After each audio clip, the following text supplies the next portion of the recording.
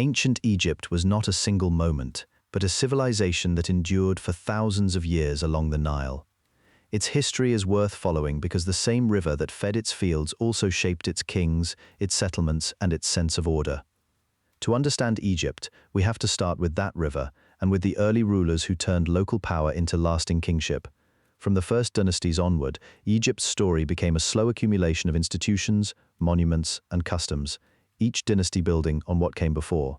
That long sequence began in the late 4th millennium BCE, when Upper and Lower Egypt were brought together under one rule.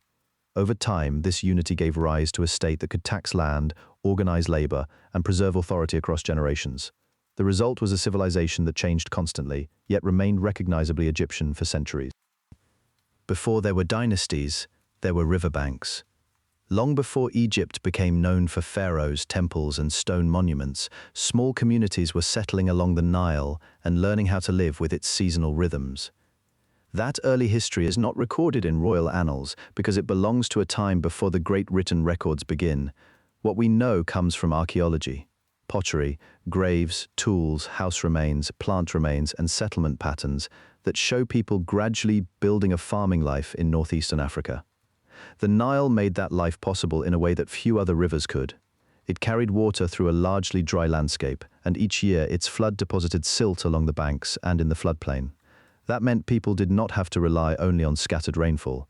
They could plant crops where the river left behind moist, fertile soil, and they could return to those same places year after year. The river also gave a natural route for travel in a land that was often narrow and linear. Communities could move goods, ideas, and people north and south more easily along the water than across the desert. This did not create an organized kingdom right away. At first, it created opportunity. Small groups of farmers and herders began to live in villages, especially in the long stretch of habitable land around the valley and delta. Their lives still depended on hunting, gathering, and livestock, but farming slowly became more important. Wheat and barley were among the crops that mattered most, and animals such as cattle, sheep, and goats became part of the agricultural economy. As people learned more about the river's cycle, they could plan sowing, harvesting, and storage with greater reliability. Stability came not all at once, but through repetition. A successful season made the next one easier to prepare for. Over time, settlements became more fixed. Houses were made from mud brick and other local materials that suited the climate and available resources. Storage pits and granaries mattered because they allowed grain to be kept beyond the immediate harvest. That in turn changed social life. A community that could store food had a better chance of surviving lean periods, supporting craftsmen, and maintaining local leadership. The practical demands of irrigation, planting, and harvest also encouraged cooperation. Even before any central state existed, people had to coordinate labor, track resources, and settle access to land and water. Archaeologists often describe this long development through pre-dynastic cultures rather than through the names of kings. Those terms are modern, but they help organize a real historical process.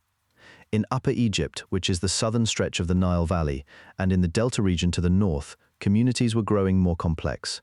Distinct regional traditions developed in pottery, burial customs, and material culture. These differences did not mean complete isolation. The river connected the regions, but it also allowed local identities to form. By the late pre-dynastic period, some settlements had become larger centers with more craft production and more signs of inequality. Burials are especially important for understanding this stage. Richer graves sometimes contained imported goods, decorated pottery, cosmetic items, or specialized tools, while simpler graves had fewer offerings. That suggests that some people had greater access to resources or greater status within their communities. It does not mean there was already a fully formed monarchy, but it does show that leadership and social ranking were taking shape. The growing importance of elite burials points toward a society that was becoming more stratified. As villages expanded and local rivals emerged, power began to concentrate in certain places and certain families. The same pattern can be seen in the spread of administrative habits before the state was fully established. Seals, labels, and marked containers appear in the archaeological record as people needed ways to identify goods, manage storage, and control redistribution. These small objects matter because they show that economic life was becoming more organized. Once grain, oil, linen, and other products needed to move through larger networks, someone had to keep track of them. That need would eventually support scribes and officials, but its roots lie in the older village world. Geography also shaped how these communities related to one another. The Nile Valley was fertile, but it was narrow. Good land was limited to the strip of floodplain beside the river, and beyond it lay desert. That constraint encouraged settlement close to the water and made control of river access increasingly important. A village that could manage irrigation and secure local resources gained an advantage. A regional center that linked several villages together gained more still. In this way, the first farming communities were not isolated beginnings. They were the foundation of larger political developments that came later. By the end of this early phase, village life had become more regular and more durable. People were no longer just adapting to the river. They were building their year around it. The flood determined when fields could be worked, when stores had to be gathered, and when labor had to be shared. That predictable cycle did not erase hardship, but it made long-term settlement possible. And once settlement became stable, larger patterns of leadership, regional identity, and eventual state formation could begin to emerge from it. As those farming communities grew more settled, the Nile did not simply connect them, it also divided them. The river flows north, but the land beside it was not politically uniform. Over time, communities in the southern valley and those in the northern delta developed along different paths shaped by local conditions, trade routes, and the practical demands of governing narrow stretches of land. The south is usually called Upper Egypt, not because it lies above the north on a map, but because it sits upstream, closer to the river's source. Lower Egypt refers to the delta, where the Nile fans out toward the Mediterranean. These names were not just geographic labels, they came to describe two broad regional worlds within the same river civilization. Each had its own centers of power, local customs, and elite traditions. Archaeological evidence shows differences in burial practices, pottery, symbols, and regional styles, though the details vary from place to place and from one period to the next. What matters most is that Egypt did not begin as a single, finished state. It began as a set of linked communities that were slowly becoming more organized while still remaining distinct. In Upper Egypt, power seems to have concentrated earlier along the river corridor, where control of land and labor could be maintained through a relatively narrow geography. Towns and cemeteries in places such as Nakada and Hierakonpolis show signs of increasing social complexity during the pre-dynastic period. Later Egyptian tradition remembered southern kings as important in the formation of the state, and modern historians generally see the south as a key region in the rise of early royal authority. In Lower Egypt, the delta offered a different environment. It was broader, wetter, and more open to contact across the eastern Mediterranean. That made it well suited to exchange, but also harder to control in a simple, centralized way. The result was not a single political pattern across the whole land, but two related regions developing at different speeds. This division mattered because the Nile Valley encouraged local competition. Whoever controlled a stretch of river could influence irrigation, storage, transport, and the movement of goods. That gave prominence to local leaders, and in time to larger regional centers. Power did not appear all at once in the form of a crown or capital. It grew through practical control of resources followed by ritual authority, and then by the ability to command loyalty beyond a single settlement. As those centers expanded, the distinction between Upper and Lower Egypt became more than a matter of geography. It became a political reality.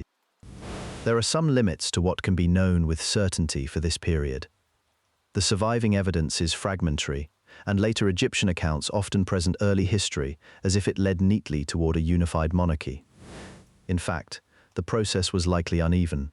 Some communities rose, others declined, and alliances probably shifted repeatedly. But the broad pattern is clear enough. Before Egypt became one kingdom, it passed through a phase in which two large regional identities were taking shape. Each had leaders who claimed authority in their own sphere. Each developed traditions that could support wider rule, and each would eventually be drawn into the larger contest over who would control the whole riverland. By the time unification became possible, Egypt was no longer just a collection of villages. It was a land of competing regions, each with its own centers of power, and each preparing in its own way for the political consolidation that would follow. The traditional story of Egyptian unification centers on a king remembered as Nama. He appears at the edge of history, where archaeology and later royal tradition begin to overlap. The sources for him are not complete, and scholars still debate the exact sequence of events, but he stands at an important turning point. By his time, the political landscape of the Nile had already become more organized, and the larger process of consolidation was reaching its decisive phase. The clearest contemporary evidence comes from objects rather than from written histories. Most famous is the Nama palette, a ceremonial stone object found at Hierakonpolis. It shows a ruler wearing different crowns associated with Upper and Lower Egypt, along with scenes of domination and order. The images are symbolic, and they should not be read as a simple narrative report, but they strongly suggest a claim to rule over both regions. Narmer also appears on other early materials, including labels and seals, which place him among the earliest rulers to leave a secure archaeological footprint. The important point is not that one battle settled everything at once. The evidence does not allow that kind of certainty. Unification was probably a process, not a single event. A ruler based in the south, in Upper Egypt, seems to have extended control northward, or at least to have secured enough authority to present himself as master of both lands, in later Egyptian memory.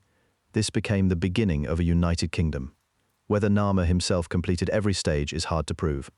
What can be said with more confidence is that by the start of the first dynasty, Egyptian rulers were acting as if they governed a single political system.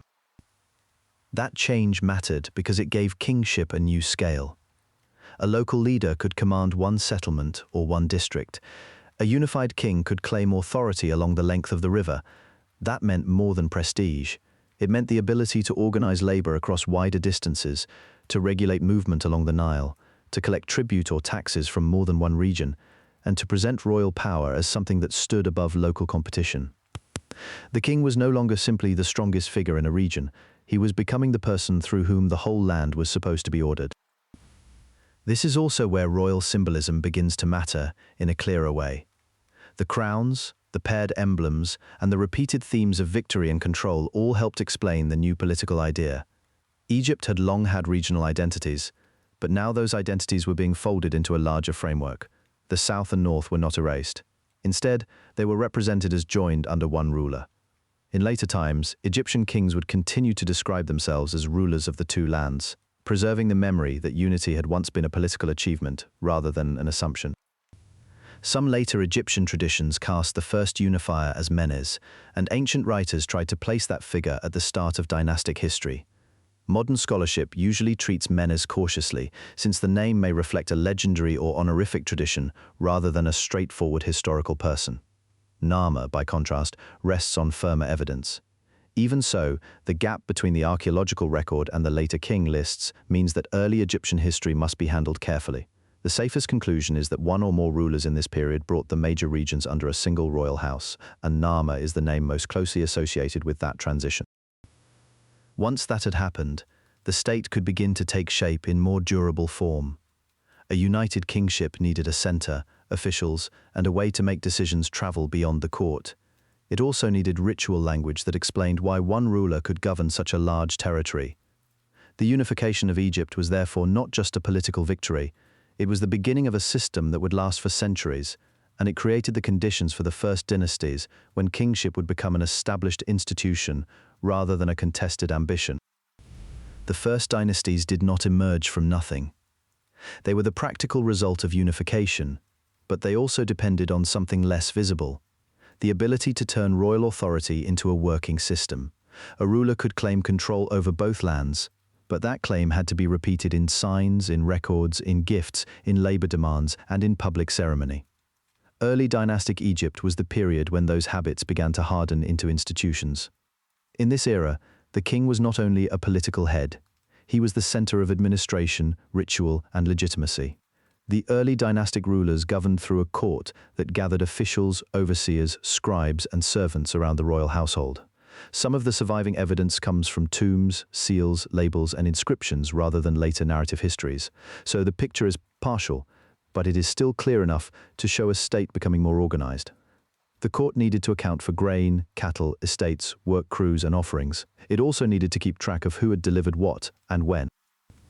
That requirement encouraged the growth of writing as a practical tool of government. Egyptian writing was already developing by this time, and the early dynastic period shows it being used more regularly for administration and ceremony. The signs themselves could mark ownership, identify goods, record events, and proclaim royal names. This mattered because kingship in Egypt was always more than force alone. A ruler had to be seen as the rightful holder of order. Names, emblems, and formal titles helped make that claim visible across a large and varied territory. In this way, symbols became part of government. The early kings also used ceremony to strengthen their position. Royal power was displayed through tomb building, elite burial practices, festivals, and controlled access to the king's person. These were not empty gestures. They created a pattern in which the ruler appeared as the source of gifts, appointments, and protection. When officials served the court, they were also participating in a hierarchy that linked local production to central authority. Over time, that hierarchy became more stable. The first dynasties are usually divided into the first and second dynasties, though the exact sequence of early rulers is not always secure. The king lists preserved in later periods give names and order, but archaeology is the firmer guide for this age. Some rulers such as Hor-Aha, Jur, Den, and others associated with the early dynastic tombs at Abydos and related sites are known from inscriptions and burial evidence. The record shows continuity in royal burial customs and in the growing complexity of administration. It also shows experimentation as the state refined how it displayed authority and how it reached beyond the palace. Royal burials are especially important for understanding the period. The tombs at Abydos and nearby cemeteries reveal that kings were buried with goods and with signs of rank that set them apart from ordinary elites. Around those tombs, the state was developing a language of permanence. The dead king remained connected to the living kingdom through offerings, memory, and ritual maintenance. That link reinforced the idea that rule did not end with one man's death. It passed to the next king, and with that transfer came the expectation of continuity. The administration also became more concerned with land and labor. In a river-based society, the most valuable resources were not just people or symbols, but the ability to organize fields, irrigation, transport, harvests, and stored grain. Early dynastic officials needed to supervise these systems because the king's household and the temples depended on them. Estates could be attached to royal and religious institutions, and those estates required accounting. The state therefore grew not only by conquest or ceremony, but by routine management. This is one reason the early dynastic period matters so much. It shows kingship becoming practical. A ruler's authority now rested on more than personal prestige or a successful unification. It was embedded in offices, records, ritual forms, and an expanding network of obligations. That made the monarchy durable. It also meant that later Egyptian government would inherit a model in which the court was the main center of command. There were, of course, limits.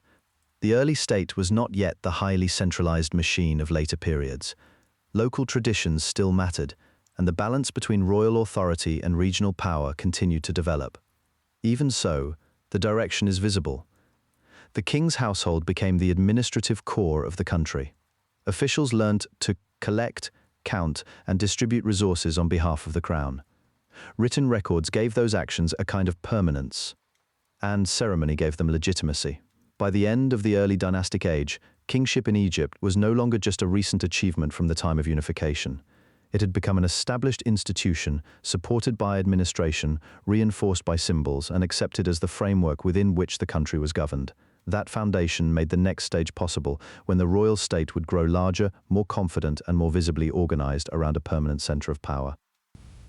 With that foundation in place, the Old Kingdom marks the moment when Egyptian kingship became visibly expansive. Historians usually place the beginning of the Old Kingdom with the Third Dynasty, around 2686 BCE, though the exact boundaries are conventional rather than sharply felt by the people living through them. What changed was less a single event than the scale and confidence of the state. The court no longer served only to hold the country together after unification.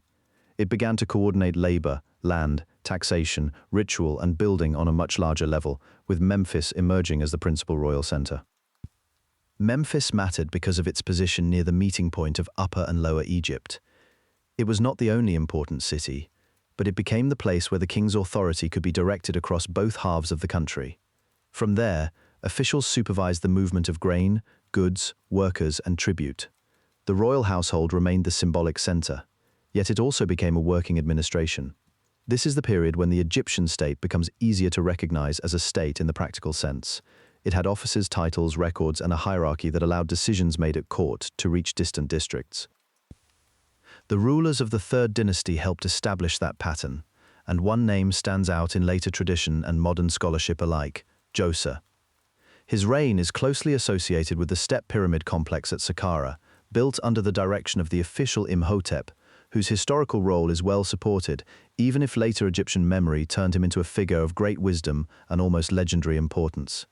The complex shows the direction of the age. Royal burial was no longer only about a tomb in the ordinary sense. It became a broad architectural statement, combining enclosure walls, ceremonial courtyards, shrines, and a monumental stone structure that separated the king from common burial practice. That shift in burial form reflected a larger change in royal power. The king was not simply first among local rulers, he was presented as the central bearer of order for the whole land. During the Fourth Dynasty, that royal project expanded further. Sneferu, who ruled before the best-known pyramid builders, sponsored several major pyramid projects, including attempts at Meidum and Dashur. Those monuments show that pyramid building was not a single fixed idea but an evolving engineering program. The better-known pyramids at Giza, built for Khufu, Khafre and Menkaure, came after this period of experimentation. They are often treated as the most obvious symbol of Old Kingdom Egypt, but they were the result of administrative practice, surveying, quarrying, transport and labor organization that had been growing for generations. The Great Pyramids were not isolated wonders. They were the visible outcome of a state capable of gathering resources on an enormous scale and directing them toward a single royal purpose. This kind of building required more than command from the top. It depended on a court that could plan, count, distribute, and record. Scribes tracked allocations of grain and supplies. Supervisors organized work crews. Provincial officials linked local production to royal demand. The surviving evidence is uneven, and much of it comes from later archaeological reconstruction rather than complete administrative archives. But the overall pattern is clear. Egypt's early court became increasingly bureaucratic. Written records mattered not only because they preserved information, but because they allowed the state to repeat actions reliably. Taxation, labor obligations, and storage all became more regular when they were written down and checked. This administrative growth also helped shape the lives of people far from the pyramids. Most Egyptians were farmers living in villages and estate communities along the river. They did not spend their days building monuments. They grew barley and emmer wheat, tended livestock, fished, repaired canals, and paid obligations to local and royal authorities. In return, the broader system brought some stability. When the flood cycles were favorable, grain harvests could support larger populations and state projects. When they were less predictable, the same system could strain. The Old Kingdom was not an age without hardship, but it was an age in which the state had enough structure to organize surplus on a significant scale. Religion gave that structure legitimacy. The king was linked to the gods, especially to Horus in life and to Osiris in death, though the precise balance of royal theology developed over time and varied by period. Temples and mortuary complexes were not separate from government. They were part of the same ordered world. Offering rites, calendrical festivals, and priestly service reinforced the idea that the king maintained Mat, the principle usually translated as order, balance, or rightness. That concept was central to Egyptian political thought, but it was also practical. A ruler who upheld order was expected to keep irrigation, labor, sacrifice, and administration functioning together. By the end of the early Old Kingdom, then, Egypt had become something more durable than a recently unified land. It had a permanent court at Memphis, a growing class of officials, a refined system of record-keeping, and a monumental language of power expressed in stone. The result was a monarchy that reached a confident early peak in organization and authority. And it was this combination of administration and monument that defined the classic Old Kingdom state. That confidence found its most visible expression in stone. In the Old Kingdom, royal tomb building did not begin as a single leap toward the pyramids we now associate with Egypt. It developed through a series of experiments in burial architecture, each one larger and more deliberate than the last. The basic aim was consistent. A king's tomb had to protect the body, support ritual offering, and mark the ruler's place in the divine order. Over time, those needs produced some of the most enduring monuments in ancient history. The early royal tombs at Abydos and Saqqara show the transition clearly. Before the Great Pyramids, kings were buried in mastaba tombs, flat-roofed rectangular structures built above underground chambers. These tombs already had a special status. They were not simple graves. They were carefully planned complexes tied to kingship, with storage rooms, offering spaces, and a symbolism that linked death to continued power. The architecture became more ambitious as royal authority grew. Under the Third Dynasty, the ruler Djoser is associated with the Step Pyramid at Saqqara, a monument usually linked to the architect Imhotep in later tradition. The surviving evidence shows a remarkable shift from earlier forms. One mastaba was enlarged and then transformed into a step structure rising in stages. It was not yet the smooth-sided pyramid of later fame, but it was something new enough to matter. It made stone construction central to royal burial in a way that earlier tombs had not. The step pyramid matters because it shows how Egyptian building was tied to administration. Such a monument required planning, quarrying, transport, labor, food supply, and supervision over many seasons. It was not simply a pile of stones, it was an organized state project. The tomb stood inside a larger mortuary precinct that included courtyards, chapels, and symbolic structures used in ritual. In that setting, the king's burial became part of an ongoing relationship between ruler, gods, and priests. The monument was meant to endure, and endurance itself was part of the message. The pyramids of the Fourth Dynasty took that idea further. At Giza, the reigns of Khufu, Khafre, and Menkaure produced the best-known pyramids of all. These were not isolated structures. Each belonged to a funerary complex with a valley temple, causeway, mortuary temple, subsidiary tombs, and associated cult places. The scale was immense, especially in the case of Khufu's pyramid, which remained the largest of the three. Modern archaeology has made the labor behind it more understandable. The builders were not slaves in the older popular image, but organized workers, including seasonal laborers, specialists, and administrators supported by a state system. Their settlement at Giza and the traces of supply and construction there show a large, carefully managed project. The exact details of workforce composition are still studied, but the basic fact is clear enough. The Old Kingdom state could mobilize resources on a level that few earlier societies had managed. These tombs were also religious statements. The pyramid's shape has been interpreted in different ways by scholars. Some older explanations linked it to the Benben, the primeval mound of creation. Others emphasize its solar associations in the Old Kingdom, especially as royal theology increasingly connected the king with the sun god Re. The precise balance of symbolism likely changed over time, and no single modern explanation captures every aspect. What matters is that the tomb was not just a container for a body, it was part of a theology of kingship. The dead king was understood to join the divine world, and the monument helped make that transition possible through ritual, offering, and sacred architecture. At the same time, the pyramids reveal the limits of royal power as much as its reach. They were possible because the state could command labor and materials, but they also depended on a larger social and economic system that had to keep working year after year. Quarries had to supply stone, fields had to produce grain, officials had to record deliveries, priests had to maintain the cult of the dead king after burial. A pyramid was never simply completed and forgotten. It needed ongoing support. That requirement tied monument building to the expanding bureaucracy of the Old Kingdom and helped make royal administration more permanent. By the end of the Pyramid Age, the monument itself had become the clearest image of Old Kingdom authority. It expressed wealth, coordination, ritual purpose, and the king's special place in the cosmos. Later periods would build differently, and later rulers would face different political pressures, but the pyramids remained a lasting measure of what the early Egyptian state could do when its administration, religion, and labor system worked together. The pyramids make the Old Kingdom easy to recognize, but they can hide something just as important. Egypt was not held together by royal monuments alone. It depended on routine work, counting grain, assigning labor, collecting dues, writing receipts, and tracking people and land. Those tasks were less visible than a pyramid, but they made the pyramids possible. As the central state grew stronger, the king's court became more than a place of ceremony. It became the center of administration. Officials gathered around the throne to supervise provinces, settle disputes, organize construction, and manage the flow of goods into royal stores. Some came from elite families, others advanced through service, especially through literacy and administrative skill. In a society where writing was still restricted to a small group, scribes held an important position. They were not always prominent in royal art, but they were essential to government. The script used for administration was not the same as the formal monumental writing later associated with hieroglyphs in their decorative use. Alongside sacred forms, scribes relied on fast cursive styles for documents and accounting. The surviving evidence is fragmentary, but seals, labels, inscriptions, and administrative remains show a state increasingly dependent on written control. Grain deliveries, estate obligations, personnel lists, and tax assessments all required notation. Even when the record is incomplete, the direction is clear. Government was becoming more systematic. That mattered because Egypt's wealth followed the Nile's rhythm.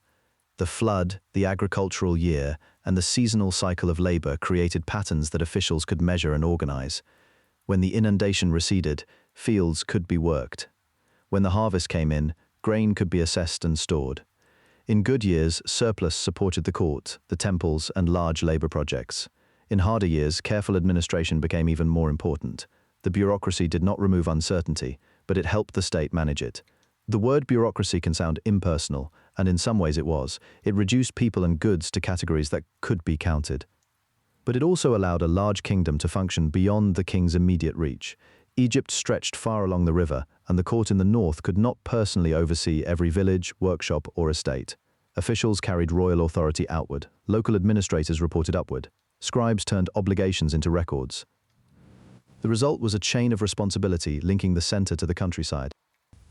Tax collection in the Old Kingdom was not a single fixed system, but a set of demands placed on communities and estates. Much of what the state received came in kind rather than in coin, since coinage did not yet exist. Grain, cattle, labor, linen, and other goods could all be assessed as resources the state needed. Some supported the royal household, some sustained temple estates and funerary foundations, some went into storage for redistribution. The king did not simply collect wealth and leave it idle, he moved it through the system. Labor organization followed the same logic. Large projects required workers, but those workers were not always slaves in the later sense. The evidence suggests a mix of conscripted labor, seasonal service, and specialized work crews, depending on the task and the period. Farmers could be mobilized when agricultural demands were lower. Skilled masons, carpenters, boatmen, and quarrymen contributed their expertise. Officials had to schedule these efforts, provide food, and coordinate transport. The more ambitious the project, the more administrative attention it required. In that way, state power was expressed not only in command but in logistics. The court also became a place where status was increasingly defined by service to the state. Titles mattered, offices mattered, access to the king mattered. Tomb inscriptions from the Old Kingdom show officials proud of their roles in administration, provisioning, and justice. These inscriptions are often formulaic, and they present an idealized picture of office holding. Even so, they reveal what elite Egyptians valued. They wanted to be remembered not only as landholders, but as trusted servants of the royal order. Justice was part of this system as well. The king was understood as the source of order, but daily disputes still had to be settled by human officials. Property boundaries, labor obligations, inheritance, and local grievances all needed arbitration. The exact workings of Old Kingdom courts are not fully documented, yet the administrative culture makes clear that governance extended into ordinary problems. A strong state was not built on theology alone, it also depended on procedures. Over time, record-keeping became more than a tool for a single project. It became a way of governing. What began as a means of tracking tribute and labor increasingly shaped the everyday language of state power. The written mark preserved memory beyond one season or one official's tenure. It allowed orders to be repeated, accounts to be checked, and obligations to remain visible. That permanence was valuable in a kingdom that wanted continuity. By the later Old Kingdom, the bureaucracy had become part of the state's identity. The court, the scribes, the tax system, and the labor corps were tied together. Royal monuments still drew the eye, but behind them stood a widening administrative structure. The king remained at the center, yet his authority depended on a growing network of people who could count, store, write, and deliver. That network made the state more durable. It also made it more complicated, because once power relied on offices and records, those systems had to be maintained. That is why the bureaucracy matters as much as the pyramid. The monument showed what Egypt could build. The administration showed how it could keep building, season after season, generation after generation. In the Old Kingdom, daily life for most Egyptians began far from the pyramids. The people who built and supplied that world lived in farming communities along the Nile, in villages and estate settlements shaped by the river's annual cycle. When the flood rose and receded, it left fresh silt behind that made the fields productive and gave the year a pattern people could plan around. Agriculture was the base of the kingdom, and almost everything else depended on it. The main crops were grain, especially emmer wheat and barley. Archaeology, wall scenes, and offering lists show how central these grains were. They became bread and beer, the two staples that appear again and again in the evidence. Bread ranged from simple loaves to more prepared cakes. Beer was made in households and on estates, and was an ordinary drink rather than a special one. Grain had to be harvested, threshed, stored, and measured, so farming was both a household task and an administrative concern. Officials and estates wanted a share because grain-fed workers supported temples and filled granaries for the year ahead. Animals added to that economy. Cattle, sheep, goats, and pigs all mattered, though not every region kept them in the same numbers. They provided meat, milk, hides, wool, and labor. Oxen were especially useful for pulling plows and hauling loads. Fishing and bird hunting contributed food in places where the river and marshes made that possible. Vegetables, fruits, onions, garlic, and dates also appear in the archaeological record and in artistic depictions. The exact balance of the diet varied by region and season. Food was not equally abundant for everyone, but the evidence suggests that a well-run agricultural system could support a fairly regular pattern of meals when harvests were good and storage worked properly. Housing was practical rather than monumental. Most homes were built of mud brick, made from Nile mud mixed with straw and dried in the sun. Mud brick kept out heat better than stone in ordinary construction, and it could be repaired or rebuilt more easily. Houses were often grouped together in settlements with narrow streets and simple layouts. Roofs and upper spaces could be used for storage or for sleeping in hot weather. Wealthier households had larger compounds, courtyards, and better furnishings, but the basic building methods were similar. Stone was reserved for temples, tombs, and elite structures. Ordinary people lived in materials suited to daily use and replacement. Family life formed the center of that world. Tomb scenes and texts show households involved in work, food preparation, childcare, and the upkeep of domestic space. Men and women both appear in economic roles, though the evidence is uneven because it was recorded mostly by and for elites. Women are visible in household production, weaving, food processing, and ritual life, and some held property or legal standing. Children learned by watching adults and often helped with chores early. The ancient evidence rarely gives a full domestic portrait from one family's point of view, but it does show that the household was the basic unit through which work, food, and social order were organized. Craft work supported both the local economy and the state. Potters, carpenters, bakers, brewers, stoneworkers, leatherworkers, and textile makers belonged to a world of specialized labor beyond simple subsistence farming. Some crafts were attached to estates or royal projects, while others served local needs. Linen weaving was especially important, since linen clothing was common and textile production could be substantial. Tools were usually simple, but skill mattered. A well-made vessel, a fitted wooden object, or a carefully produced linen cloth represented time, training, and access to materials. In the royal system, many craft workers also depended on ration distributions, which linked their labor back to grain and record-keeping. Clothing and personal appearance were shaped by climate and by the limits of available materials. Linen was the main fabric, and garments were often functional, light, and relatively simple. Jewelry could mark status, but it depended on access to materials and skill. Cosmetics, oils, and grooming practices appear in the archaeological record and in tomb imagery, especially among elites. These were not only for display, they also had practical uses in a hot, dry environment.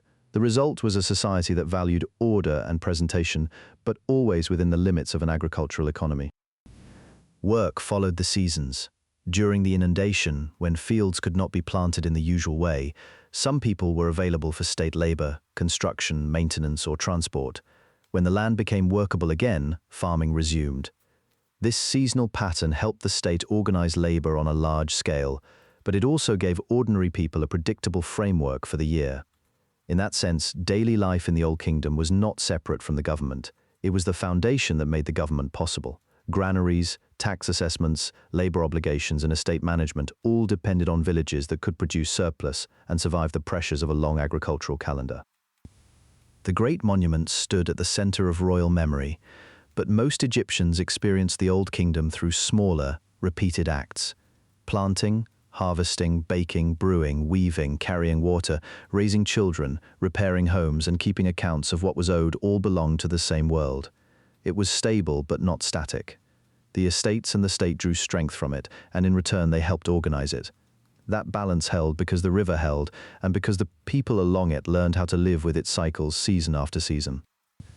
The same pattern that organized work also shaped belief. In ancient Egypt, religion was not separate from ordinary life. It helped explain the river, the seasons, the duties of kings, and the order of the world itself. At the center of that worldview stood Maat, often translated as truth, balance, or proper order. It meant the condition that allowed the land to remain livable. The Nile had to rise at the right time. Communities had to keep their obligations. The king had to govern, offer sacrifices, and protect the country from disorder. When these things held together, the world was thought to remain in balance. This idea appeared very early, though the evidence comes to us in stages.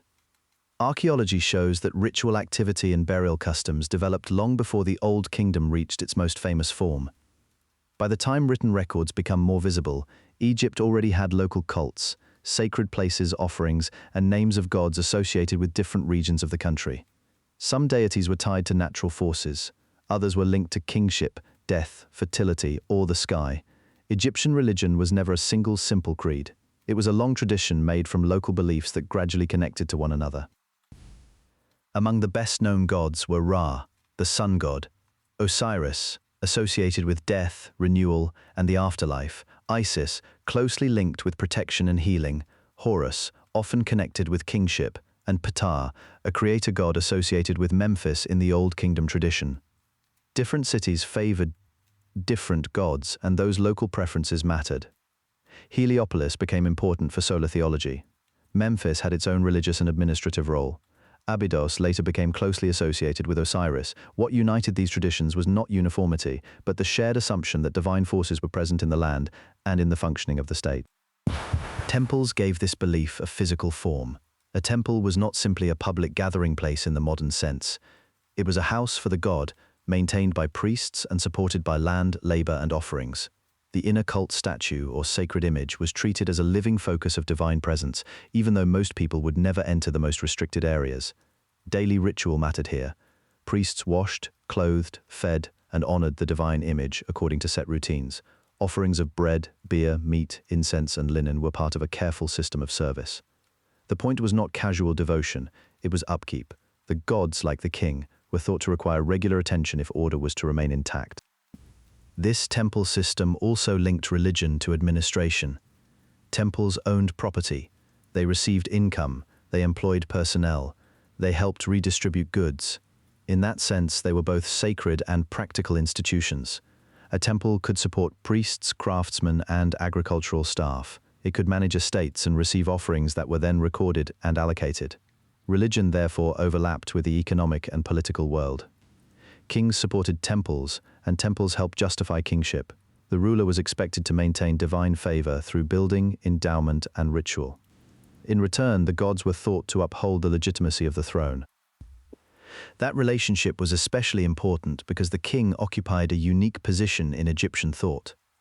He was not usually described as a god in the simple sense later readers might assume, but he was closely tied to divine authority. He acted as the chief guarantor of Maat on earth. In inscriptions and reliefs, the king is often shown making offerings to gods, defeating enemies, or receiving life and power from the divine world. Those images are formal and symbolic, and they tell us as much about ideal kingship as about daily governance. Still, they make the core idea plain. The state was not merely secular power decorated with religion. Its authority was presented as part of the same cosmic order that governed the universe. Burial practices carried that belief into the afterlife. Egyptians prepared tombs, grave goods, and ritual texts with great care because death was not understood as an ending without structure. The survival of the dead depended on proper rites, names, offerings, and memorial maintenance. In early royal contexts, this concern was especially visible in the great tomb complexes that accompanied kingship. For elites more broadly, burial arrangements reflected social rank, but they also expressed a shared hope that the dead could continue in a transformed state. Later traditions would grow much more elaborate, but the basic pattern was already established. The living had duties toward the dead, and those duties helped sustain the cosmic order. Festivals and temple processions made religion more public. Some ceremonies involved carrying divine images through the streets or across the river, allowing people to witness sacred movement that would otherwise remain hidden inside temple precincts. These events tied the god to the community and reminded the population that divine presence was part of the rhythm of the year. In an agricultural society where time already moved by flood, planting, and harvest, ritual calendars added another layer of structure. Sacred time and working time reinforced one another. What makes ancient Egyptian religion particularly clear in the historical record is that it left behind both monuments and texts, but not all periods preserve the same kind of evidence. Old Kingdom inscriptions and tomb scenes show ritual offerings, divine symbols, and the close bond between the king and the gods. Later religious texts, preserved from much later stages of Egyptian history, explain beliefs in more developed language. Scholars, therefore, have to be careful not to assume that a practice documented in a later period worked in exactly the same way centuries earlier. Even so, the broad continuity is hard to miss. The Egyptians placed extraordinary value on keeping proper relations between gods, kings, and the human community. That is why temples mattered so much, and why their stone walls and ritual spaces were more than decoration. They made order visible. They linked local tradition to royal power. They gave farmers, officials, priests, and laborers a shared framework of obligations and expectations. In a society that depended so heavily on the Nile, religion helped explain why the world held together when it did. It offered a language for stability, for duty, and for continuity across generations.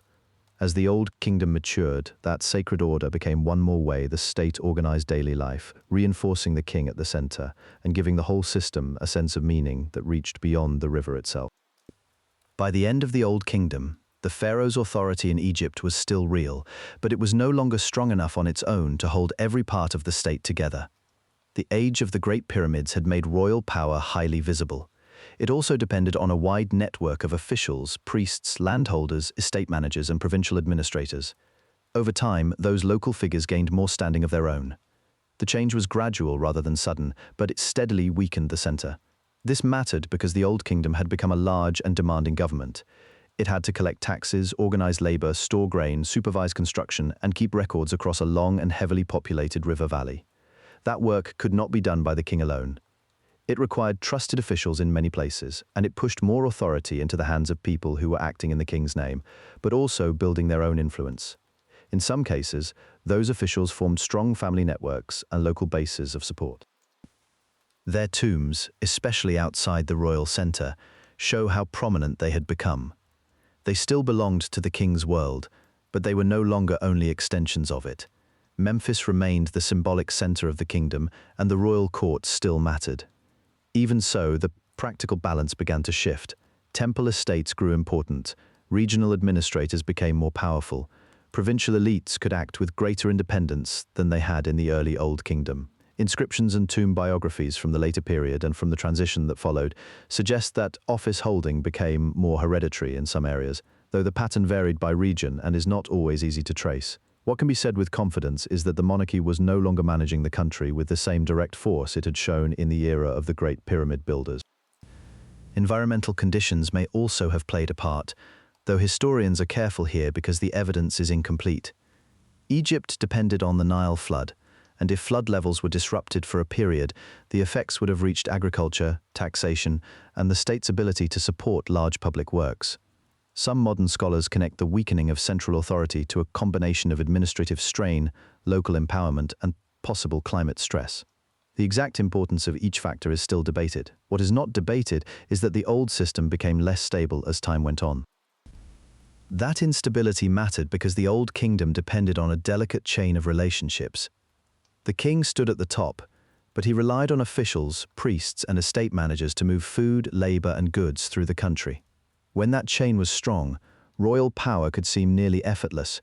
When it began to loosen, the weakness became visible quickly. Monumental building did not stop all at once, but the scale and consistency of royal projects became harder to maintain. The language of authority remained, but the practical reach of the state narrowed. The last rulers of the 6th dynasty are often treated as the closing chapter of the Old Kingdom. Pepi II is especially associated with this period. Later king lists and traditions say he ruled for an exceptionally long time, and while the exact length of his reign is difficult to verify in detail, the broad outline is accepted. A very long reign could preserve continuity for a time, but it could not solve the deeper problem of succession in a system that depended so heavily on personal authority. When that reign finally ended, the government had to adjust, and that adjustment exposed tensions that had already been growing. By then, local power had become harder to centralize. Regional governors, especially in Upper Egypt, appear to have acted with increasing autonomy in the closing years of the Old Kingdom and in the years that followed. Their tombs and inscriptions show local prestige growing at the same time that the royal house became less dominant. The king was still the theoretical focus of the state, but in practice, Egypt was moving toward a more fragmented political order. So the end of the Old Kingdom was not simply the fall of the pyramids or the disappearance of royal ritual. It was the slow weakening of the system that had made those achievements possible. The court remained a source of prestige, but its authority no longer reached every level of the country with the same certainty. Local leaders had gained room to act, and once that happened, the old pattern of centralized rule became difficult to restore in full. Power spread outward from the center, and the stability of the earlier age gave way to a less unified Egypt. What followed was a period that later historians call the First Intermediate Period, a name that can sound neat from a distance but describes a much less orderly reality. It was not one single collapse happening everywhere at once. Different parts of Egypt experienced the change differently. Some regions kept local continuity, while others seemed to have faced disruption, weaker authority, and sharper competition among rulers. In the north, control appears to have been contested among different centers of power. In the south, the rulers of Heracleopolis and Thebes became especially important in the struggle for influence, though the exact sequence of events is not always clear because the evidence is uneven. Much of what is known comes from inscriptions, tombs, later king lists, and a few literary texts written after the fact. Those sources show a country in which the old balance had broken down, but they do not give a complete day-by-day record. For that reason, modern historians often describe this era as fragmented rather than simply ruined. The political breakup mattered because Egypt had long depended on the relationship between the king, the provinces, and the flow of grain and labor along the Nile. Once central authority weakened, local officials gained more freedom to act on their own behalf. Some held on to regional power and passed influence within their families. Others appear to have claimed royal status or supported rival royal houses. The result was not a single government with many problems, but several competing centers, each trying to define legitimacy in its own way. For ordinary people, the experience could vary sharply from one district to another. Some communities likely maintained farming and local trade with only limited interruption, especially where river conditions remained reliable and local leaders were strong enough to preserve order. In other places, the weakening of central administration seems to have made taxation, transport, and relief more difficult. Egyptian texts from later periods sometimes describe this era in bleak terms, emphasizing disorder, social reversal, and suffering. Those writings should be read carefully because they were often composed long after the events and shaped by later ideas about proper kingship. Even so, they reflect a real memory that the country had entered a less stable time. The First Intermediate Period also changed the way power was imagined. In the Old Kingdom, the king's authority had been linked to the smooth functioning of the entire state. In this later period, rulers still claimed that authority, but the country itself no longer behaved as though one center controlled everything. Regional dynasties became more visible, and the Theban line in Upper Egypt gradually gained strength. That shift did not happen all at once. It took time, with local rulers, alliances, and military pressure slowly reshaping the political map. At the same time, this was not simply a pause between better eras. It was a period in which new forms of regional leadership emerged, and those forms would matter later. The Theban rulers in particular developed the basis for reunification by holding together the south and presenting themselves as legitimate kings. Their success did not come from a sudden miracle, but from the gradual accumulation of power, administration, and military advantage over their rivals. The older centralized state had weakened, yet the idea of unity had not disappeared. It remained a political goal, and in the south it became an achievable one. So the First Intermediate Period left Egypt divided, but not without direction. The old system had broken apart, local rulers had filled the gap, and life had become less even from place to place. Still, the memory of a single kingdom endured, and in Upper Egypt a new center of authority was taking shape. That made reunification possible, and it prepared the way for the Theban rise that would follow. In Upper Egypt, the rulers of Thebes did not restore unity by declaring it in name alone. They had to make it real in practice, by extending control, building alliances, and eventually defeating rivals who also claimed authority. The process took place over several generations, and the surviving evidence shows a gradual strengthening of Theban power rather than a single clean break. Local stelae, royal inscriptions, and later king lists preserve parts of this story, although some details remain uncertain and are reconstructed from fragmentary records.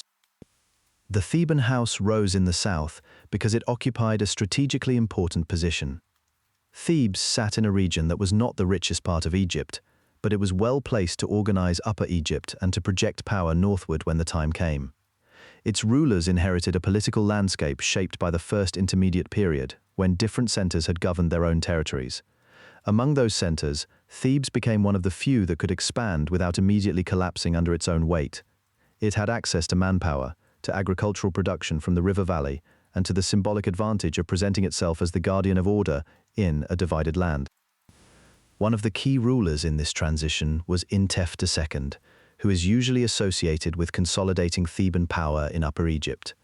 The evidence suggests that Theban influence grew under him and his predecessors, though the exact boundaries of their control are not always easy to define. Burial monuments and inscriptions indicate a dynasty that was building its own identity, one that could compete with the claims of northern rulers. That mattered because reunification required more than military success. It required a convincing idea of kingship. The Theban kings were not merely local chieftains, they were presenting themselves as legitimate pharaohs entitled to rule all of Egypt. Conflict with the northern kingdom of Heracleopolis shaped this stage of the story. The rulers based there controlled much of Middle Egypt and claimed to be kings in their own right. The sources for these struggles are incomplete, and later accounts simplify what was likely a drawn-out series of campaigns and negotiations. Still, the broad pattern is clear. The southern kingdom advanced step by step, and its authority spread beyond Thebes into wider Upper Egypt. This expansion mattered because it changed the balance of power. Once the south could coordinate more effectively than the north, reunification became less a distant hope and more an achievable military and political objective. The ruler most closely associated with the final phase of reunification is Mentuhotep II, a Theban king of the 11th dynasty. His reign is the turning point that marks the beginning of the Middle Kingdom. In the surviving record, he appears as the king who brought the divided lands back under a single authority. The precise sequence of events is not fully known, and historians differ on the details of his campaigns, but the result is visible in the political order that followed. Theban kings emerged victorious, Heracleopolitan power faded, and Egypt once again had a central court capable of claiming nationwide rule. That achievement was important, not only because it ended division, but because it reshaped the meaning of kingship. The old state had once relied on a heavily centralized royal system, and the period of fragmentation had shown what happened when that system weakened. Under Mentuhotep II, the monarchy returned with a stronger claim to national unity, yet it also emerged from experience. The rulers of Thebes had learned how to manage regional power, how to gather support, and how to justify their authority in a landscape where local loyalties had become more important. Reunification was therefore not a simple return to the past. It was a restoration, but also an adaptation. Thebes itself gained lasting importance from this success. It was no longer only a southern stronghold, it had become the seat of the dynasty that restored order. In later Egyptian memory, that mattered because successful kings were remembered not only for conquest, but for ending chaos and re-establishing Ma'at, the principle of proper order. Contemporary texts use that idea in political and religious contexts, and later tradition reinforced it. The new dynasty could therefore present reunification as more than a change in government. It was the renewal of the proper relationship between the king, the gods, and the land. Mentuhotep II also set the pattern for the Middle Kingdom that followed. The center of power was again strong enough to direct administration, reward loyal officials, and extend influence beyond the immediate royal household. The reunified kingdom did not erase local leadership altogether, but it brought those local powers under tighter supervision. That created the conditions for a more stable state, one that could plan more effectively and act with greater reach. The Theban rise had begun as a regional recovery. It ended as the foundation of a new national order, and from that point forward, Egypt moved into the Middle Kingdom with unity restored and central authority once again established. The Middle Kingdom of Egypt was the point at which reunification became a working system of government. After the disorder of the first intermediate period, the kings who came to power had to do more than restore the throne. They had to build a state that could collect grain, assign labor, defend borders, and keep records across a large and varied land. In practical terms, the Middle Kingdom was where Egyptian kingship became more administrative, more careful, and more deliberate. That change is often associated above all with the 12th dynasty. Modern scholarship frequently treats its kings as rulers who understood power in terms of management as much as conquest. Their authority depended on keeping officials under closer supervision than had been necessary in some earlier periods. Local governors still played an important role, but they were tied more directly to the central court. Appointments, promotions, and titles were part of the system of rule. They helped the king reward loyalty and make the state work through a chain of responsibility rather than through personal presence alone. Writing was central to that process. Egypt had used writing long before the Middle Kingdom, but during this period it became even more deeply embedded in government practice. Records made it possible to measure taxes, organize labor, track goods, and know who owed what. That kind of documentation did not replace older forms of authority, but it made royal control more precise. Inscriptions and administrative texts from the period show a state that was increasingly aware of how it functioned and how it could be managed. The kings of the 12th dynasty also planned their rule in geographic terms. Amenemhat I, who founded the dynasty, and his successors shifted important centers of activity toward regions such as the Fayum and the Memphis area. Those locations were not chosen at random. They allowed large projects to be directed more effectively and placed the royal administration in positions that helped link court power with the wider country. Senusret I and later rulers continued this work through temple building, public construction, and administrative reforms. In Egyptian terms, these were not separate from religion or kingship. They expressed the king's duty to preserve order, support the gods, and keep the land stable. Defense became part of the same effort. A stronger kingdom still had frontiers to watch, especially in Nubia to the south and along routes into the Sinai and the eastern desert. Middle Kingdom rulers strengthened fortifications and military outposts in Nubia, where control of movement along the Nile was especially important. These were not simply signs of expansion for its own sake. They served practical goals. They protected trade routes, secured access to resources, and limited the chances that rivals could establish themselves too close to Egypt's center. The borderlands remained active and porous, but they were increasingly treated as areas that required supervision. The Middle Kingdom was also more outward-looking than the period that came before it. Royal expeditions traveled to obtain stone, copper, and other materials that the river valley could not provide on its own. The state supported these journeys because building projects, military readiness, and elite life all depended on supplies from beyond Egypt's immediate agricultural core. Trade with neighboring regions could involve exchange, tribute, diplomacy, and coercion at the same time. What mattered was that the kings were now using central authority to reach farther than they had in the years of fragmentation. At the same time, the rulers of the Middle Kingdom did not abandon older ideas of kingship.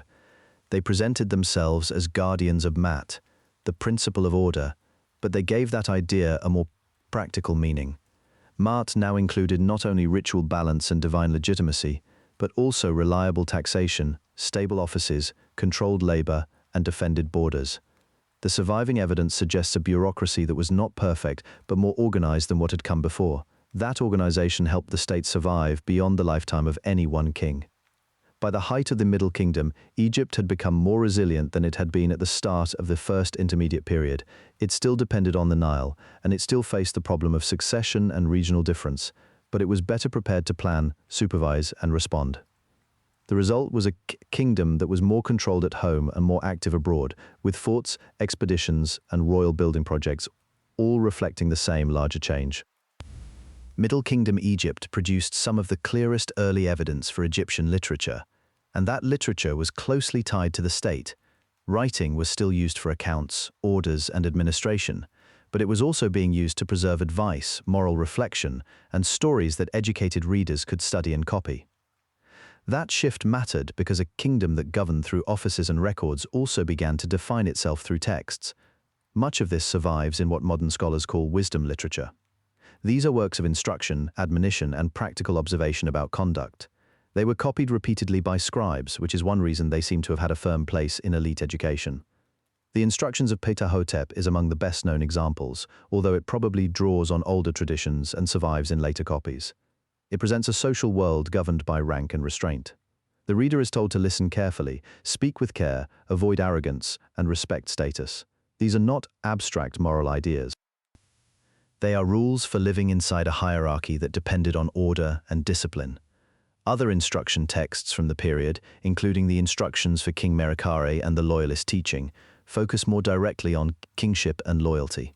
They present the ruler as someone who should act with justice, maintain order, hear petitions, and protect the country from disorder. Modern scholars generally treat these as literary compositions rather than literal records of a king's own speech. But they still matter.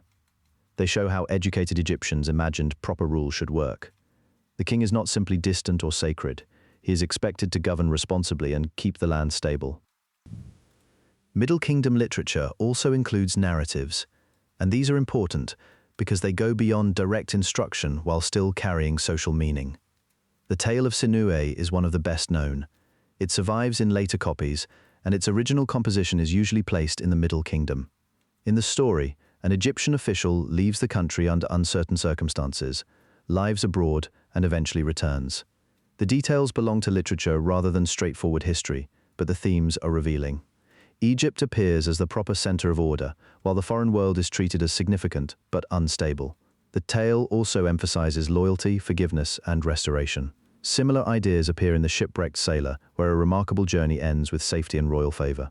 These stories are not literal reports of ordinary life, but they show what educated audiences found meaningful enough to preserve.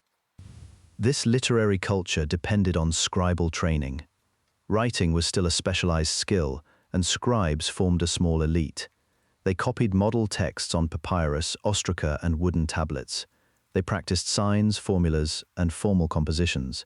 In doing so, they helped maintain a shared administrative and cultural language across the kingdom that made written culture more durable in the Middle Kingdom than it had been before. A text could be used in schooling, recited as instruction, and copied again for later generations. Literature became part of elite identity, not a separate pastime. Writing also served more personal and practical purposes. Letters, accounts, and legal documents show that written communication had become routine in the upper levels of society and administration. Tomb inscriptions and monument texts continued to record names, titles, and offerings. Religious and funerary formulas remained important as well. The written word linked government, education, religion, and remembrance. What had begun as a tool for record-keeping had become a broader cultural habit. This should not suggest that everyone in Egypt read or wrote. Most people still lived in communities where oral tradition, custom, and local authority shaped daily life more than formal texts did, but the elite world of the Middle Kingdom increasingly defined itself through writing. A man's status could depend on the ability to read contracts, copy instructions, or serve in an office. Even ideals of good conduct were preserved in written form that gave the kingdom a kind of continuity that could outlast individual reigns. The literature of the Middle Kingdom was therefore not a decorative addition to politics and administration. It was part of the same world that built forts, collected taxes, and defended borders. The court needed scribes, and scribes helped preserve the court's memory. In that way, Egyptian writing became one of the clearest signs of a more settled civilization. The state was no longer relying only on monuments and royal authority. It was also preserving its advice, its values, and its sense of order in texts that could be copied and kept. Egypt's written culture mattered in part because it served a practical world of routes, supplies, and distant frontiers. A kingdom that could keep records could also organize expeditions. It could note how much copper had been delivered, how many laborers had gone south, and what goods had returned from the desert or the river beyond. The same administrative habits that supported taxation and grain storage also made it possible to move people and materials over long distances with some regularity. In this sense, trade and mining were not separate from state power. They were one of the ways the state made power visible. The most familiar of these resource zones was the Sinai. It lay to the northeast beyond the settled valley, and it was valuable because it contained copper and turquoise. Egyptian expeditions went there early, and over time the rulers of the Old and Middle Kingdoms treated it as a place that could be reached, worked, and supervised. Inscriptions at sites in the Sinai show that these journeys were organized by royal authority. They are among the clearest surviving signs that Egypt was not simply a river civilization enclosed by its fields. It also knew how to project itself into harsher places when useful materials were at stake. Copper mattered for tools and production. Turquoise had value as a luxury material and as an object associated with prestige. These were not everyday substances for most Egyptians, but they mattered in the courtly and temple world that linked wealth to kingship. To the south, the Nile opened onto Nubia, a region that was both a boundary and a corridor. The river made movement possible, but it did not make that movement simple. Egypt's southern frontier shifted over time, and control there depended on forts, watchfulness, diplomacy, and occasional force. Nubia supplied gold, cattle, and other goods, depending on the period and the political arrangement. Egyptian rulers did not always dominate the area in the same way, and modern historians are careful about assuming a single constant policy. What is clear from surviving evidence is that the relationship was long and important. Egyptians traded with Nubian communities, raided at times, built fortifications at others, and tried to regulate the flow of people and resources. The frontier was therefore not a thin line. It was a zone where contact had to be managed. That kind of contact required more than soldiers. It required organization. Expeditions had to be provisioned, routes had to be known, officials had to know when workers had departed and when they returned. The state's involvement in mining and trade shows how Egypt's administrative habits reached beyond the valley towns and into the desert edges. Royal inscriptions and expedition records preserve some of this activity, though not always in detail. They tell us enough to see a pattern. The court was not simply receiving tribute by accident, it was sending out parties under authority, expecting returns, and attaching prestige to the successful recovery of valuable materials. There were also farther connections, though these are often harder to define with certainty. Egypt received and exchanged goods with lands to the northeast, and through intermediaries with regions beyond the immediate Nile system. Timber, resins, oils, and rare stones appear in the record in different periods, though the exact routes and partners could change. Some of these exchanges were direct, while others passed through several hands before reaching Egypt. In the archaeological record, imported materials can suggest contact, but they do not always prove a single, fixed trade relationship. Scholars therefore speak carefully about long-distance exchange. The evidence supports regular interaction, not a simple picture of one empire steadily reaching outward in all directions. What made these exchanges important was not only the objects themselves, it was the way they fed the state. Luxuries strengthened elite display, metals supported craft production, exotic materials could be turned into gifts, offerings, and symbols of rank. A ruler who could obtain such things could present himself as someone with access to places beyond ordinary farming life.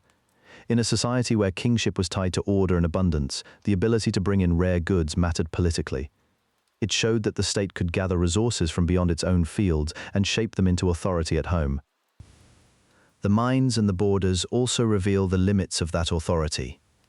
Egypt's power was strongest where the river, the temples, the tax system, and the main population centers supported one another. Beyond that core, influence had to be negotiated. Expeditions were temporary, garrisons had to be maintained.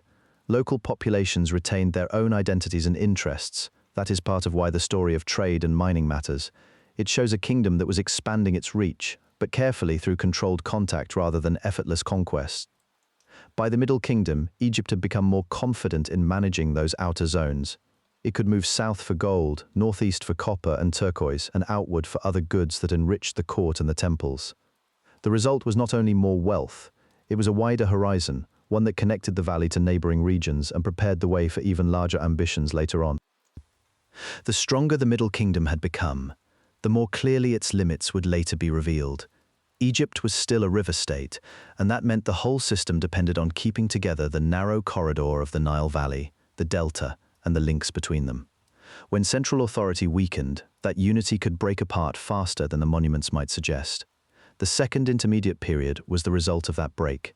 It was not a single collapse in one year, but a drawn-out process in which local power grew, royal control thinned, and different regions of Egypt followed different political paths. One important part of this period concerns the groups later called the Hyksos. The name comes from the Egyptian phrase Heka Kasut, meaning rulers of foreign lands, and it was used by later Egyptians rather than by the people themselves. In modern scholarship, the term usually refers to rulers of the 15th dynasty who held power in parts of the north, especially in the delta. They were not a simple invading people sweeping into an empty country. The evidence points instead to gradual movement into Egypt over time, followed by political takeover in a moment when central authority was already weakened. Archaeology shows connections between the eastern Mediterranean and the delta before full Hyksos rule appears, which suggests long contact, settlement, and adaptation rather than a single sudden conquest. Their capital was at Avaris in the eastern delta, a location that made practical sense. It sat close to routes connecting Egypt with Canaan and the wider Levant, and it gave these rulers access to trade, military movement, and regional alliances. From there, they controlled much of northern Egypt, though the exact extent of their power changed over time. At the same time, native Egyptian dynasties continued in the south. The Theban rulers, often associated with the 17th dynasty, maintained their own court farther upstream, so the country was not simply divided into two neat halves. It was a patchwork of rival authorities, local loyalties, and shifting frontiers. That fragmentation affected daily life in different ways depending on where people lived.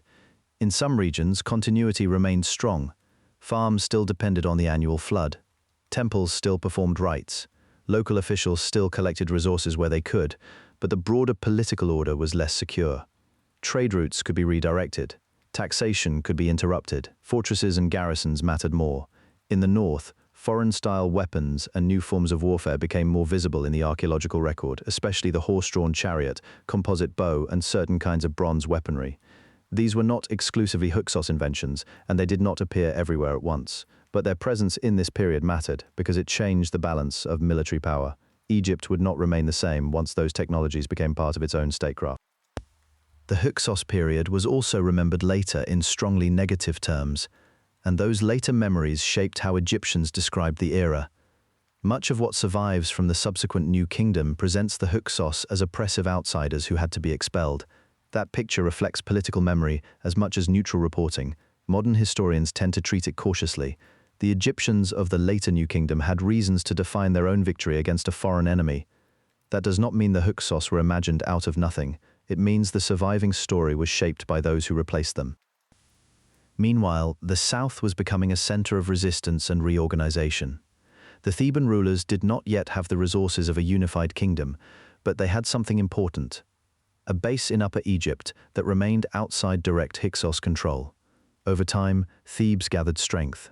The result was a slow contest for legitimacy, one that would eventually favor the southern kings.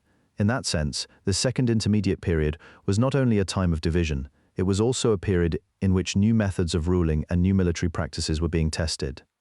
Egypt was learning, under pressure, that the next unified state would need stronger armies, better control of frontier routes, and a more flexible political system than the Old and Middle Kingdoms had used. By the end of this era, the country was still divided, but it was no longer merely drifting. The northern rulers had built a regional kingdom of their own. The Theban line had turned survival into a program of restoration. The technologies, alliances, and administrative habits of this period would shape what came next. Egypt was not yet reunited, but the conditions for reunification were already taking form. The expulsion of the Hyksos did not create the new kingdom all at once. It marked the end of a long struggle and the beginning of a different kind of state. Once Theban forces had regained control of the delta, Egypt was no longer simply recovering from division. It was reorganizing itself for a wider political world. The rulers who emerged from this struggle inherited a practical lesson from the Second Intermediate Period. A kingdom protected only by old habits of administration could be vulnerable, especially when rivals controlled key routes and had access to newer forms of warfare. The new kingdom began when Egyptian power became more outward-looking, more heavily armed, and more deliberate about defending its borders.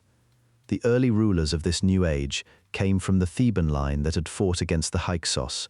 Amosa is usually placed at the start of the 18th dynasty, and later Egyptian tradition treated him as the founder of a restored order. That picture is broadly supported by the historical record, although the exact sequence of campaigns is not always clear. What seems plain is that Amosa completed the work his predecessors had begun. He secured the north, pushed against remaining Hyksos influence, and consolidated authority over a reunited Egypt. In doing so, he did more than end a foreign settlement in the delta. He helped create a state that would think differently about war, diplomacy, and royal power. That change can be seen in the way the early New Kingdom organized itself. The old emphasis on internal administration remained important, but the rulers now needed armies that could move farther and respond faster. Chariot warfare, which had become more significant during the period of division, was adopted and adapted by Egyptian forces. Fortifications, supply routes, and garrisons mattered more than they had in earlier centuries. Kings could no longer assume that Egypt's natural boundaries would protect it by themselves. The river still structured life, but the state now had to watch the eastern delta, the Sinai corridor, and the approaches from Nubia with greater care. This shift also changed the meaning of kingship. In earlier periods, the pharaoh had been presented as the guarantor of order within a largely self-contained land. In the New Kingdom, that role expanded. The king was still the central religious and political figure, but he was now also expected to lead campaigns, receive tribute, and oversee territories beyond the valley itself. The court became more closely tied to military success. Victory was not only a practical matter, it was also a sign that the gods supported the ruler and that Egypt remained the center of a stable world. The administrative system adapted to this new scale. Officials still collected grain, organized labor, and recorded goods, but they also had to manage expeditionary forces, foreign contacts, and the movement of captured resources. Scribes remained essential, because an expanding state needed records as much as soldiers. The difference was that record-keeping now served a broader imperial structure. Egypt was not yet an empire in the later Roman sense, but it was beginning to build one. Rule from the center mattered more, and the reaches of that rule extended farther than before. The transition from reunification to expansion was not abrupt. It developed through several reigns, each adding to the authority restored by the Theban kings. Some of the evidence comes from inscriptions, tomb scenes, temple reliefs, and administrative texts produced in the early New Kingdom itself. These sources tend to present the rulers as victorious and chosen, which is to be expected from royal propaganda. Even so, they show a real pattern. Egypt was now able to project force beyond its own heartland, and the state had begun to organize itself around that possibility. Once this process was underway, the New Kingdom took on a character distinct from the earlier dynasties. Its kings built not just for burial or display, but for visible power. They sent armies south into Nubia and east toward the Levant. They secured trade routes, demanded tribute, and placed governors or trusted officials in key locations. This did not mean that all regions were directly administered in the same way. Egyptian control could be uneven, and local circumstances mattered. But the direction of travel is clear. The kingdom that had once been divided and pressured from outside was now preparing to act outward with confidence. That new confidence did not erase the memory of division. It remained one of the reasons the early New Kingdom was so determined to strengthen itself. The Hyksos had shown that power could enter Egypt through weak points in the system. The response was not only military, it was institutional. The court, the army, the scribal offices, and the temples all became part of a more coordinated state. The result was a royal order with greater reach and greater ambition than the one that had come before. So the beginning of the New Kingdom was not just a date after recovery, it was a turning point in how Egypt understood its place in the region. A kingdom that had survived fragmentation now had the tools to expand beyond its own river valley. In the reigns that followed, that shift would become even more visible as Egypt turned from reunification toward empire. Egypt's growing confidence did not stay within the Nile Valley. After the court and army were reorganized following the Second Intermediate Period, early New Kingdom kings began acting beyond Egypt's borders in a more deliberate way. This was not the sudden invention of empire. It grew from older habits of frontier defense, trade, and retaliation, then hardened into a more durable system of control. The two regions most closely tied to this expansion were Nubia to the south and the Levant to the northeast. Nubia mattered because it offered gold, cattle, and routes deeper into Africa. The Levant mattered because it linked Egypt to the eastern Mediterranean, where cities, caravans, and rival powers met. In both regions, Egyptian rulers saw both opportunity and risk. A weak frontier could invite attack. A controlled frontier could bring wealth, security, and prestige. In Nubia, Egypt's relationship with local communities had long been shaped by trade and military pressure. During the New Kingdom, that relationship became more formal. Egyptian officials strengthened control over key areas, especially along the southern route toward the Second Cataract and beyond. Forts, garrisons, and administrative posts helped the state manage movement, collect goods, and monitor local elites. The goal was not conquest for its own sake. It was to secure the resources and routes that made the southern border valuable. Gold from Nubia became one of the clearest symbols of Egyptian power, and it also supported royal finances and temple wealth. The evidence for this control comes from inscriptions, tomb scenes, administrative remains, and archaeology in Nubia itself. Egyptian records naturally present the royal version of events, so they must be read carefully. They emphasize triumph and order. Local perspectives are harder to recover in detail. Even so, the material record shows that Egypt did more than raid the south and withdraw. It created a system that could endure, even if it was never perfectly uniform. In the Levant, the pattern was different but related. Egyptian armies campaigned into Canaan and Syria across the New Kingdom, especially from the reign of Thutmose III onward. Some areas came under direct Egyptian administration, while others remained local kingdoms that accepted Egyptian dominance through tribute and political submission. That distinction mattered.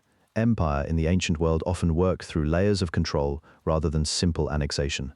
A city might keep its own ruler, but that ruler could still be expected to send goods, host envoys, support Egyptian campaigns, and remain loyal in times of conflict. Thutmose III is often associated with the height of this expansion. His campaigns in the Levant are among the best documented by Egyptian standards, especially in later royal inscriptions describing battles, submissions, and tribute. These records are useful, but they are also royal propaganda. They were meant to display order and victory. Even so, they point to a real shift. Egypt was no longer only defending its land. It was shaping neighboring politics and treating distant rulers as part of a wider diplomatic hierarchy. That wider sphere brought benefits, but it also required constant attention. A tribute system only worked if local rulers believed Egypt could enforce it. Military campaigns remained necessary, and so did diplomacy. Egyptian kings exchanged gifts, accepted hostages in some cases, and maintained correspondence with foreign courts. The Amarna letters from a later period in the New Kingdom show how this system worked in practice. These clay tablets, written in Akkadian, preserve communication between the Egyptian court and rulers in the Levant and Mesopotamia. They include requests for gold, complaints about enemies, appeals for troops, and efforts to negotiate rank. They also show that empire was not simple command. It was an ongoing relationship shaped by hierarchy, expectation, and pressure. The Egyptian state used this network to gather goods that reinforced royal prestige at home. Tribute and exchange brought in cedar wood, copper, lapis lazuli, silver, horses, chariots, and finished luxury objects. Some were rare in Egypt itself, others supported military and elite consumption. What mattered was not only their practical value, but what their arrival meant. Foreign wealth showed that the king stood at the center of a larger world. This expansion also changed the army. In earlier periods, military force had often been tied to internal consolidation or border defense. In the New Kingdom, it became a regular instrument of policy. Soldiers were stationed abroad, commanders gained influence. Chariot warfare, adopted from the wider Near Eastern world during the period of Hyksos-related disruption, became part of Egyptian military practice. This was another example of adaptation rather than sudden innovation. Egypt took what had proved useful elsewhere and folded it into its own system. The empire changed provincial administration as well. In Nubia especially, Egypt could govern more directly, appointing officials who answered to the central court. In the Levant, the model was more varied, since geography and political complexity made direct rule harder to sustain. Even there, however, Egypt could intervene when loyalty wavered. The result was not a single uniform province from one end of the empire to the other. It was a graded network of influence, with the strongest control closest to strategic routes and resource zones. This expansion had cultural effects too. Egyptian temples, inscriptions, and artistic styles appeared in conquered or dependent regions, while foreign ideas and materials entered Egyptian life. Imperial power worked in both directions. Egypt projected authority outward, but it also absorbed what it encountered. That exchange was uneven and selective, yet it became one of the defining features of the New Kingdom. By the time Egyptian power was established across Nubia and into the Levant, the kingdom had become something larger than the river state of earlier centuries. It was still centered on the Nile, still dependent on the agricultural and administrative cycles that had sustained it from the beginning. But it now held a wider sphere of influence maintained by forts, garrisons, tribute, diplomacy, and repeated campaigns. The royal state had learned how to reach beyond its borders without losing its internal structure. In the New Kingdom, that wider sphere of influence was matched by a remarkable building culture. Egypt had built sacred structures for centuries, but now temple construction reached a scale and permanence that made earlier work seem modest by comparison. These temples were not simply places of worship in the narrow sense. They were centers of ritual, storage, administration, and royal display. They tied gods, kings, and the annual cycle of the land together in stone. The most important of these religious complexes grew at Thebes, where the god Amun rose to extraordinary prominence. At Karnak, successive kings added halls, pylons, courts, shrines, and obelisks over many generations. It was not a single project begun and finished at one moment. It was an accumulated landscape of royal gifts and temple extensions, each ruler trying to associate himself with divine favor and with the long memory of earlier reigns. The result was a place that changed as dynasties changed, while still preserving the authority of the god at its center. Luxor Temple nearby was linked especially to royal renewal and ceremonial procession. It helped stage the relationship between the king and the divine order he was supposed to protect. This pattern is important because it shows how New Kingdom power worked in practice. A pharaoh did not rule only through decrees and campaigns. He also ruled through ritual. Temple building made that ritual visible. Large monuments announced that the gods supported the state and that the state had the resources to honor the gods on a vast scale. This was not unique to Egypt, but Egypt developed it with unusual continuity. The temples were durable institutions, and they became repositories of land, labor, and wealth. As they grew, they helped anchor the elite order that supported the monarchy. Some of the best-known temples were built farther south and west during periods of strong royal power, including the great rock-cut shrines at Abu Simbel under Ramesses II. There, the king presented himself in a form that was both human and nearly divine, carved into the landscape itself. These monuments were meant to be seen from a distance and remembered for a long time. Their scale was political as well as religious. They marked territory, declared permanence, and tied royal memory to places that mattered strategically. In Nubia, where Egypt maintained control through fortresses, garrisons, and local administration, temple building was one more way of making authority visible. We should be careful, though, not to treat every temple as evidence of simple central control. Many surviving inscriptions come from elite patrons, official dedications, or later repairs, so they reflect the intentions of kings and priests more clearly than the lives of ordinary people.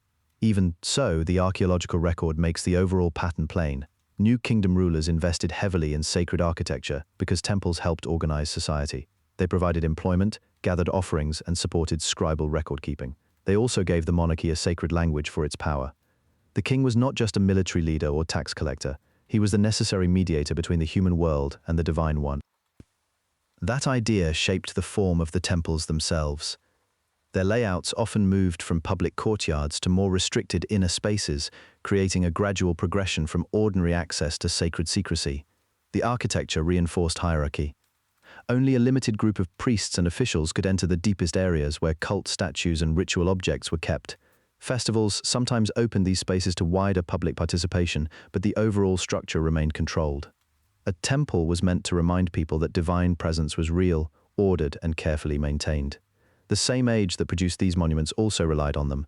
Because the new kingdom was imperial, its rulers wanted more than local shrines. They wanted a landscape that expressed a national religious order, centered on the great gods and on the king's duty to serve them. Amun's temples at Thebes became especially rich, and priestly institutions there accumulated substantial influence. Over time, that wealth would matter politically as well. When temples receive land, labor, and offerings over many years, they become part of the state's balance of power, not just its symbolism.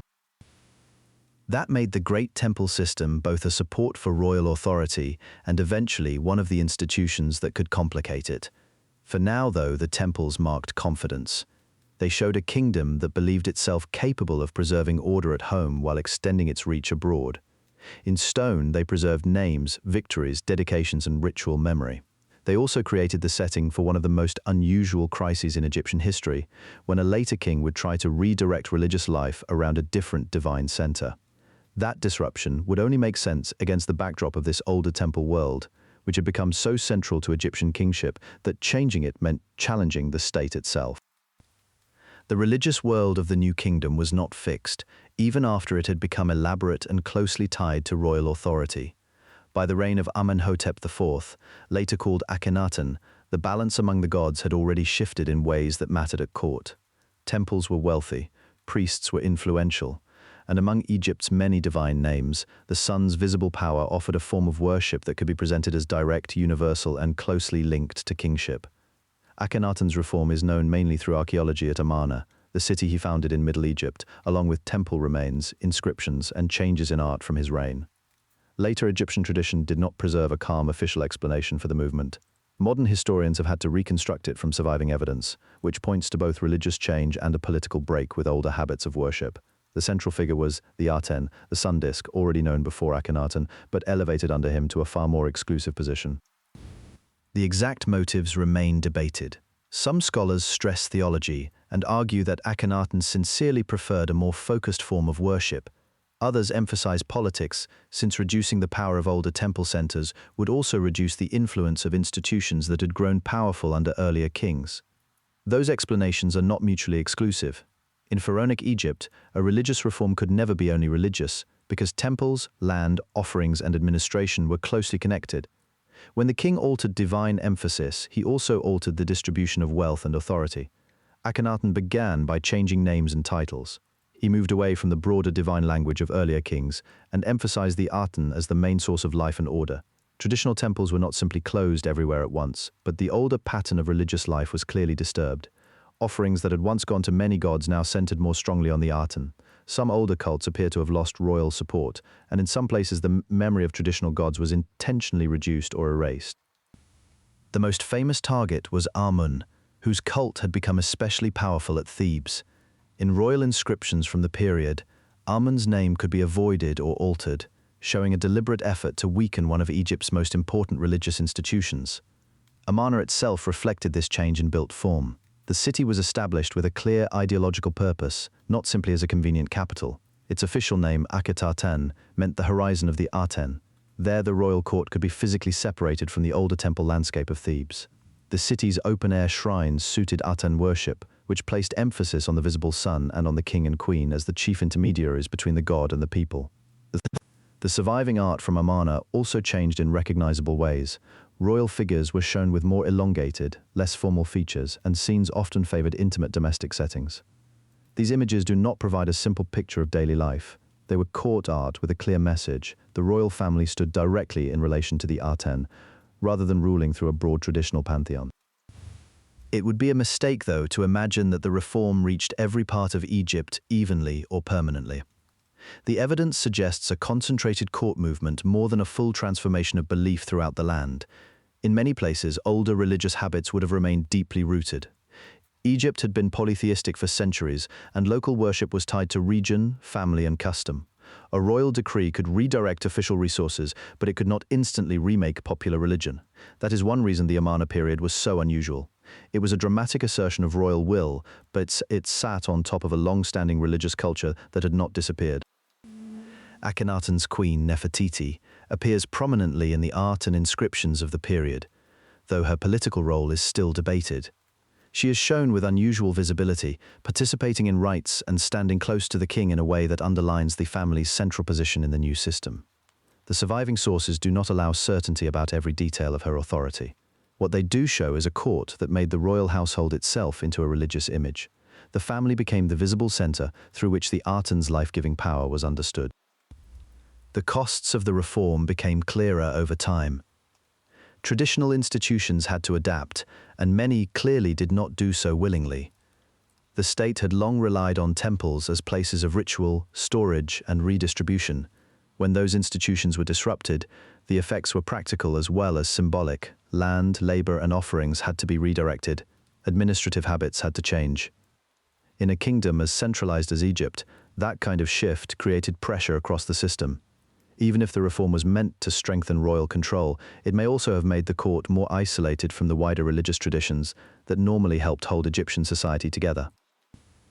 After Akhenaten's death, the reform did not survive in its original form. The succession is complicated, and some figures from the end of the Amarna period are still difficult to place with complete confidence. What matters most is that the court moved away from the Aten-centered experiment relatively quickly. Evidence from the restoration that followed shows a deliberate return to older divine forms, especially the re-establishment of Amun and the traditional temple order. The city of Amarna was eventually abandoned, and later rulers treated the period as a disruption rather than a model to preserve. That reversal says something important about Egyptian kingship. The pharaoh could reshape religion, but only within limits. A reform that broke too sharply with older institutions risked weakening the consensus that had long supported royal power. Akhenaten's experiment remains one of the most striking episodes in ancient Egyptian history because it tried to redraw that boundary. It narrowed worship, relocated the court, and challenged old temple authority. Yet once that experiment ended, Egypt returned to more familiar forms, carrying the memory of the disruption but restoring the older balance between king gods and temples. Tutankhamun's reign was brief, but it marked the official end of Akhenaten's religious experiment and the beginning of restoration. He came to the throne as a child, probably around the age of 9, after a period of instability at the end of Akhenaten's rule. The exact sequence of the final successions is still debated, because the evidence survives only in fragments and some names are known from incomplete records. Even so, the larger pattern is clear. The royal court did not continue along the path opened at Amarna. It moved back toward the older system of gods, temples, and administrative habits that had supported Egyptian kingship for generations. That change appears plainly in the king's own name. He was born Tutankhaten, a name linked to the Aten, the solar disk elevated under Akhenaten. Later, he became Tutankhamun, replacing that religious connection with one to Amun, the major god whose cult had been pushed aside. The name change was not just ceremonial, it belonged to a wider policy of restoration. Traditional temples were reopened, priestly institutions recovered status, and state resources were again directed toward older cults. A surviving decree from this period, usually called the Restoration Stela, describes temples as neglected and presents the king's policy as a repair of what had been damaged. Royal inscriptions should not be treated as neutral reports, but they do show what the court wanted to emphasize: repair, continuity, and a return to proper order. Tutankhamun did not govern alone in any practical sense.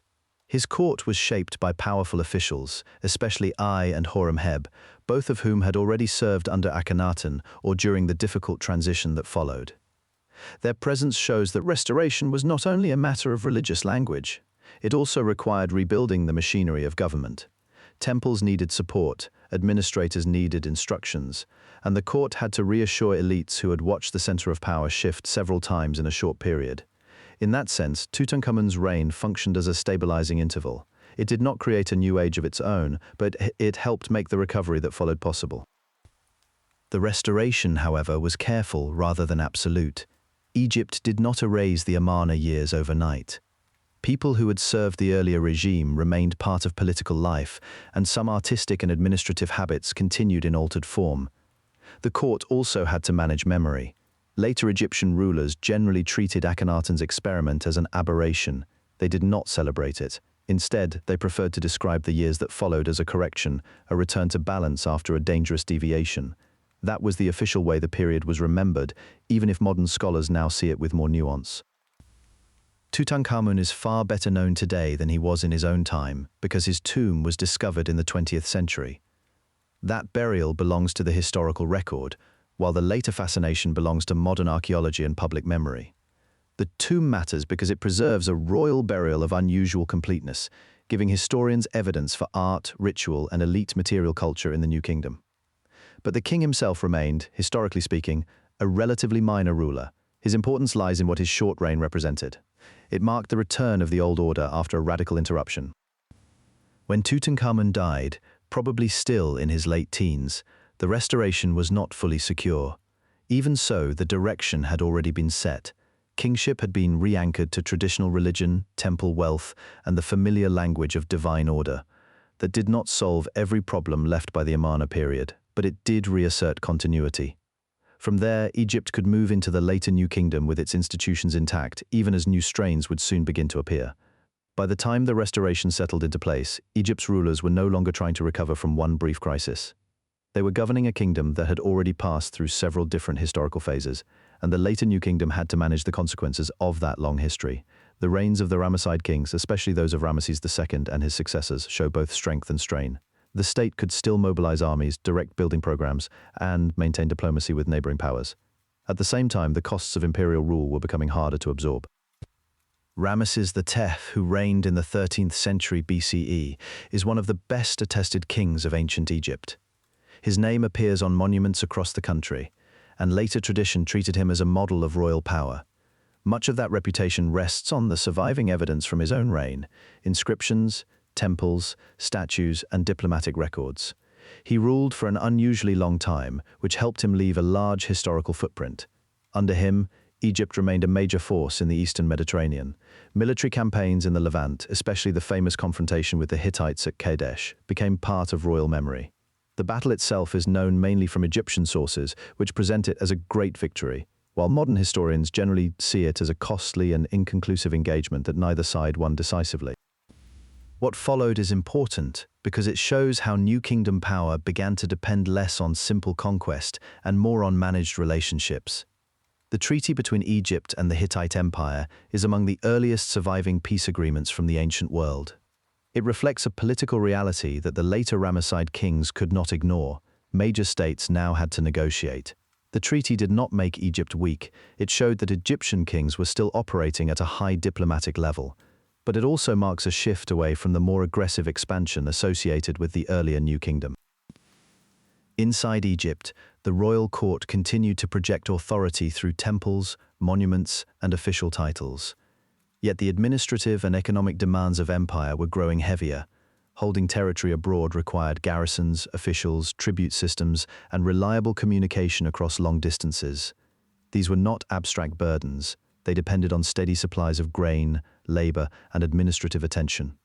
As time went on, that network became harder to maintain with the same ease it had once had. The later Ramesside period also faced a familiar dynastic problem. Long reigns could provide stability, but they could also create succession difficulties. A powerful king might outlive several heirs or leave behind a court where rival factions competed for influence. After Ramesses II, the evidence suggests a gradual weakening of central control. His immediate successors did not inherit the same level of authority or prestige. Some rulers reigned briefly, others left less visible traces in the surviving record, which itself may reflect both shorter reigns and diminished resources. The long sequence of royal names after Ramesses II gives the impression of continuity, but the underlying political situation was less secure. At the same time, the conditions outside the palace were changing. Evidence from the period points to pressures on the wider Eastern Mediterranean world, including population movements and disruptions to trade routes. Egypt was not isolated from these changes. The state still had access to wealth, but the channels that had supported imperial dominance were becoming less predictable. In particular, control over Syria and Canaan was harder to sustain at the same level as before. Egyptian influence remained present, but it was more fragile and more expensive to preserve. One useful way to understand the later New Kingdom is to see that it was not suddenly collapsing. It was continuing, but under strain. Temples still functioned, officials still kept records.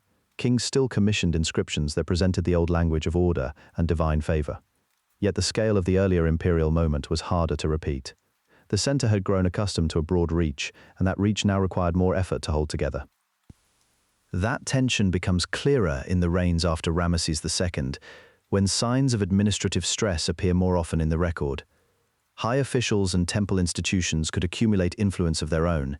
In some cases, powerful religious centers, especially in Thebes, became important economic actors. This did not end kingship, but it altered the balance within the state. The monarchy remained the formal center of Egyptian life, yet it was increasingly sharing practical power with other institutions that had grown stronger over time. So the later Ramesside age should be understood as both an ending and a continuation. It was still Egypt at imperial scale, still deeply committed to monumental religion and royal display, but it was also the beginning of a slower decline from that height. The habits of empire remained in place even as the conditions supporting them grew less stable. By the close of the Ramesside period, Egypt was still powerful, but the long movement toward contraction had already begun. By the first millennium BCE, Egypt had already passed through repeated cycles of unity, division, recovery, and renewal. The Old Kingdom, Middle Kingdom, and New Kingdom belonged to earlier eras, but Egyptian civilization did not vanish when its imperial height ended. Instead, it entered a later period in which local dynasties, foreign rulers, and native restorations all claimed some part of the country's political inheritance. The story of these centuries is one of endurance more than expansion. Egyptian institutions remained durable even when Egyptian kings no longer held power alone. After the New Kingdom, authority shifted among competing centers. Some rulers governed from the Nile Delta, others from Thebes, and others came from beyond Egypt's borders. The country's position made it attractive to larger empires. Assyria intervened in Egyptian affairs, and in the 7th century BCE, the Kushite kings from Nubia, who had earlier ruled as the 25th dynasty, were displaced in a series of struggles that left Egypt open to outside pressure. Native dynasties such as the Site rulers of the 26th dynasty restored a measure of independence. But they did so in a world where Egypt was no longer isolated. It had become part of the wider political network of the Eastern Mediterranean and Near East.